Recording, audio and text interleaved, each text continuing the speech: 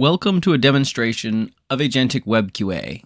While this tool is primarily designed to run headless in your CI/CD pipeline via the CLI, we're looking at the GUI today, a workspace built to help developers in QA build their initial tests. A test consists of three components.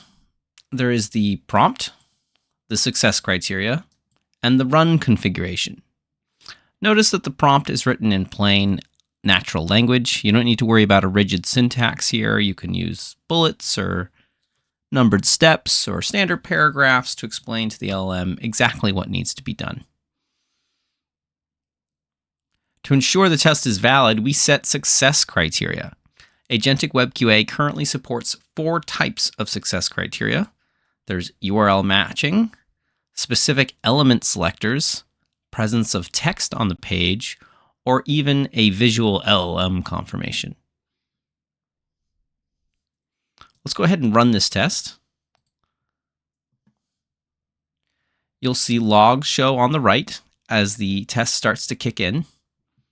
You can see that we are going to be going to this domain. We're using Claude Haiku, and we are going to save what we're doing as an action called login. As it runs, the AI view provides a real-time window into the agent's perspective. It takes frequent screenshots automatically, and this view jumps to the latest screenshot, so you can monitor how your LLM is interacting with your UI.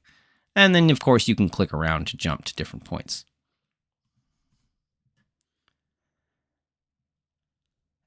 At this point, we can see that the LLM has managed to finish the task and has successfully logged in and reported success. A subsequent run of the same test now will complete much faster. And in this case, won't actually include any LLM calls at all. But what happens when your UI changes?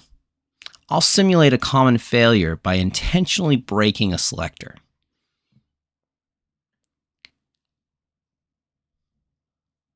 We go to the Actions tab.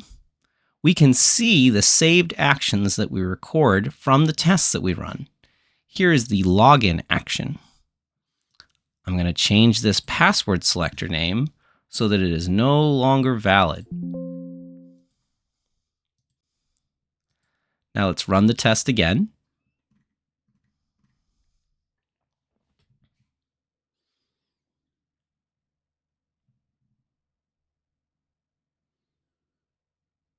You can see it's pausing here,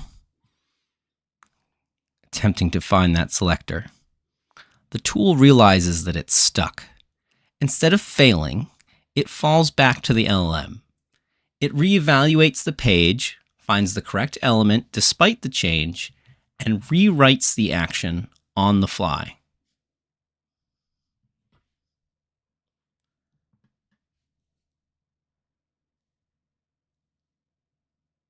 What this means is that even if you do make a UI change, you will never get a failed test run in your CI/CD system. Instead, you'll just get a run that takes a little bit longer as it relearns how to pass your test. And there it is, rerun and resolved without a single line of code changed by the user. That's a quick look at AgenticWebQA, efficient, deterministic, and truly self-healing.